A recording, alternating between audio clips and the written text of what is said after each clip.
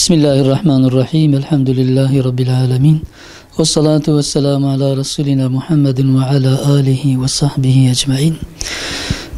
Malumunuz yüce dinimiz İslam, helal ve meşru yollardan rızık kazanmayı emreder. Bu uğurda gösterilen çabayı, harcanan emeği, dökülen alın terini mukaddes görür. Allah rızası gözütülmeyen, helal haram çizgisine riayet edilmeyen, yalan, dolan, aldatma ve haksızlık içeren her türlü iş ve ticareti ise yasaklamıştır.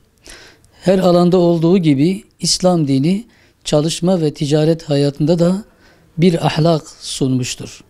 İslam'ın iş ve ticaret ahlakının ana temeli doğruluktur, dürüstlüktür, helal ve haram duyarlılığıdır, emeğe ve alın terine saygıdır, insan haysiyetini ve hukukunu korumaktır.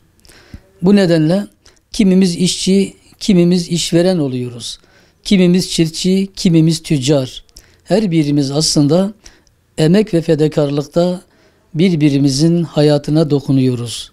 Birbirimizin hayatına katkı sunuyoruz. Hangi görevde olursak olalım, İslam'ın iş ve ticaret ahlakını kuşanma sorumluluğumuz vardır. İş ve ticaret hayatında işverene düşen huzurlu bir çalışma ortamı sağlamaktır. Resul-i Ekrem sallallahu aleyhi ve sellem çalışana ücretini alın teri korumadan önce veriniz diye buyurunca emeğin karşılığını tamam ödemeyi tavsiye etmiştir. Çalışanlarla kardeşçe, insaflı, sıcak ve samimi bir ilişki kurmalıdır.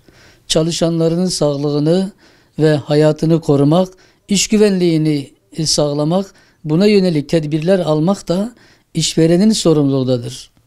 Geliniz hep birlikte çalışma hayatımızda İslam'ın hayat veren ilkelerine sımsıkı sarılalım. İşimizin ve ticaretimizin hakkını verelim. Helal lokma uğrunda alın teri dökelim. Çalışma ve helal kazançlı hayatımıza bereket ve huzur katalım.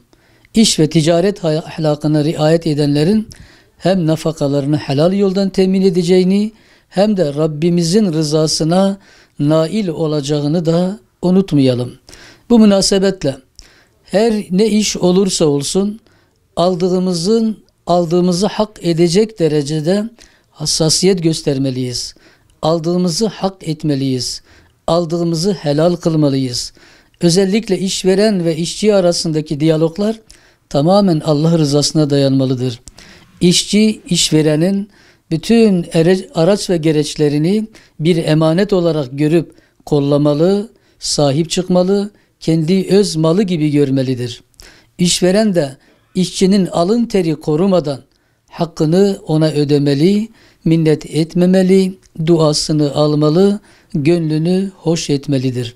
Böyle olduğu müddetçe çalışan da çalıştıran da hayatından ve malından, kazandıklarından huzur duyacaktır.